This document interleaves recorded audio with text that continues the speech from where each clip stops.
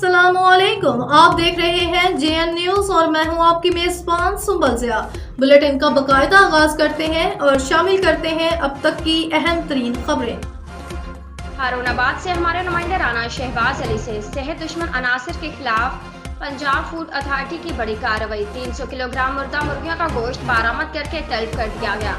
Suppliers के खिलाफ मुकदमा दर्ज, 2 शख्स को पुलिस ने मौके पर गिरफ्तार कर लिया।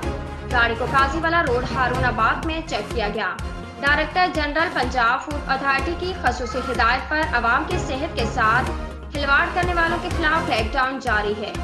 तफसीलात के मुताबिक फूड सेफ्टी टीम ने काजीवाला रोड हारूनाबाद में गाड़ी को चेक किया। इंस्पेक्शन के दौरान गाड़ी में भारी मिकदार में मुर्दा मुर्गियां पाई गई।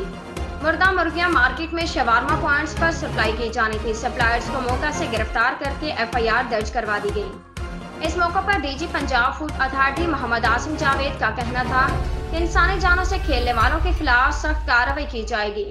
उनका मजीद कहना था कि सेहत दुश्मन अनासिर के खिलाफ शके बाद दीगरे कार्रवाइयां अमल में लाई जा रही हैं।